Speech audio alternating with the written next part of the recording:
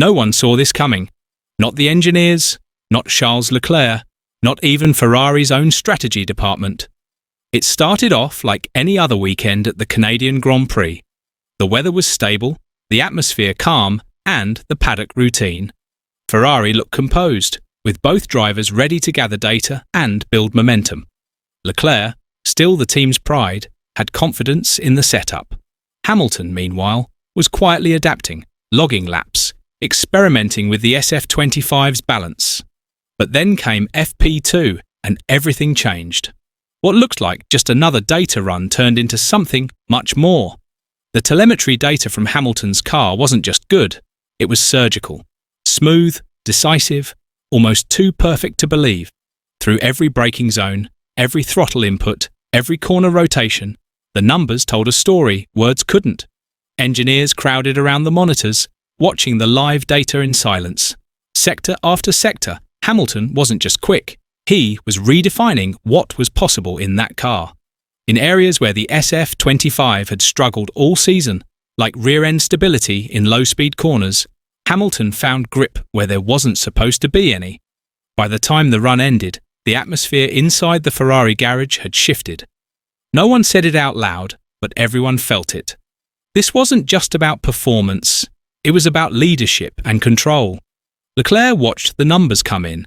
Identical setup, identical track conditions, yet a completely different level of execution. Ferrari had built the car, but suddenly, only one man was unlocking its full potential. And he wasn't just ahead on the stopwatch, he was shaping the conversation inside Ferrari with pure, data-driven brilliance.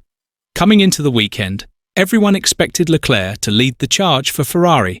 He had the momentum, the team's trust, and a car tailored to his feedback. He's been with Ferrari for years.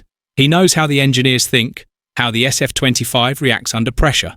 Hamilton, despite his 7 titles, was still the newcomer, still adapting, still learning the car's rhythm.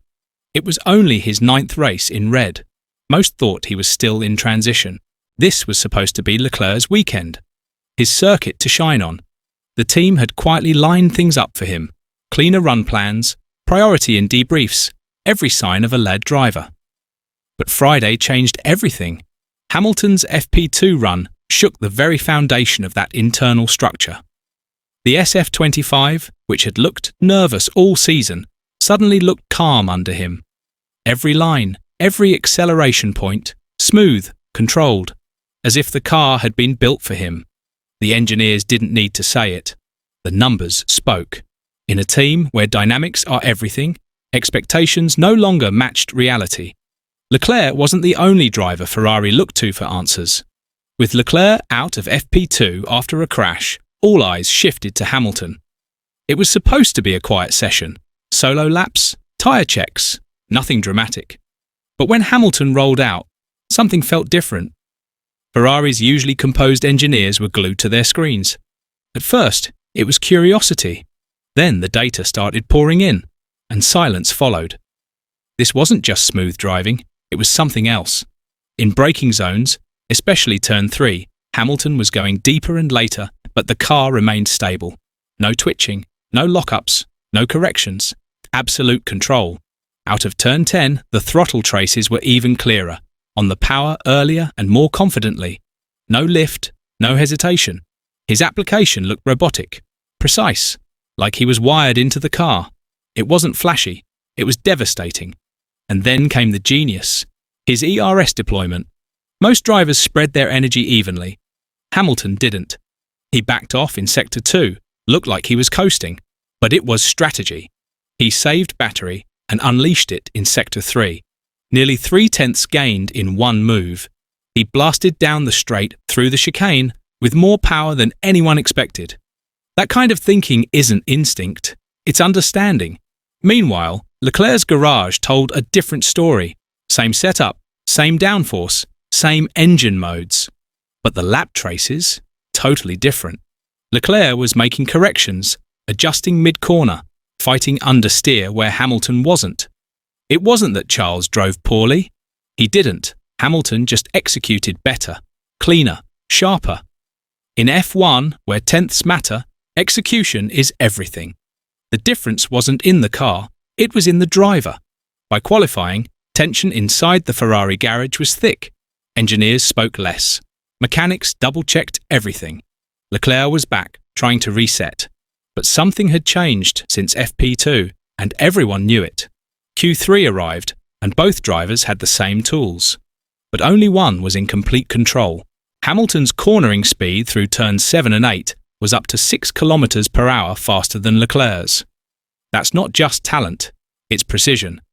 And he did it with less steering input. While Leclerc corrected mid-turn, Hamilton's car looked like it was on rails. Cleaner entry, tighter apex, smoother exits. It was surgical. And then came the part that stunned the engineers. Earlier in the weekend, Hamilton flagged a slight steering lag, just a delay mid-corner. Ferrari didn't fix it. Hamilton didn't argue. He adapted. He changed his input rhythm, smoothed his timing, neutralized the lag manually. That adaptability is rare. That's a driver in total control. By session's end, Hamilton was 0.6 faster than Leclerc. Same car, same setup. One reached the limit. One didn't. Ferrari didn't say it, but the silence in Leclerc's garage said enough. Engineers and strategists had a new question. Has Hamilton just become Ferrari's lead driver? After qualifying, the change in Leclerc was clear. No anger, no blame, just silence. This was his weekend, his track. But now he was behind, not because of luck or failure, but because Hamilton was simply better. The shift didn't stay on paper. It entered the mind. Ferrari never officially declares a lead driver, but influence is louder than words, and that influence now belonged to Hamilton. In debriefs, engineers started with his data, his braking, his throttle, his lines. His style became the baseline, not out of favoritism, but performance. The numbers made the case. Quietly, the trust pivoted. Leclerc felt it, not just in lap times, but in the garage energy. In F1, especially at Ferrari, leadership matters.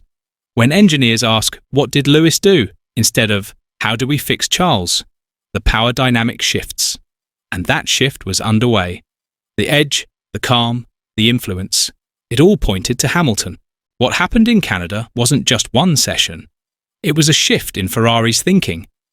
If Hamilton keeps this form, the team may start leaning into his feedback. Not officially, but in ways that matter. Strategy meetings, development updates, setup preferences. These small decisions, who gets parts first, whose data guides direction, start defining who the team truly backs. Leclerc isn't out. He's still fast, still embedded in Ferrari. But he's no longer untouchable. Hamilton's performance was calm, calculated, connected, and Ferrari knows that wins titles. If this continues, Ferrari may quietly recalibrate. No formal number one, just trust shifting, and right now, it's shifting to Hamilton. While Ferrari handles this silent shift, other teams face their own tensions, louder ones. McLaren's internal battle between Norris and Piastri plays out on track and radio. Public, messy. Ferrari's is different. No team radios, no wheel banging. Just engineers changing who they listen to first. Red Bull and Mercedes are watching. They know if Ferrari unites behind Hamilton, it could be dangerous. Hamilton's done it before, reshaped teams with less. This isn't just a performance swing, it's a political shift. And the grid knows how powerful that can be. Hamilton may not yet have a championship car, but weekends like this plant something deeper. What happened in Canada wasn't just data, it was a power move. The kind of performance that makes a team rethink everything. Because when a 7-time champion finds pace like that in a car still evolving, it sends a message. I'm ready. Are you? That telemetry run was more than impressive. It was influence in motion. Every tenth gained, every manual adaptation, built a case for Ferrari to listen. If they do, if the team aligns behind this level of execution, 2025 might become the comeback story Hamilton's been chasing. But if they hesitate, if old loyalties hold them back, they won't just lose a race.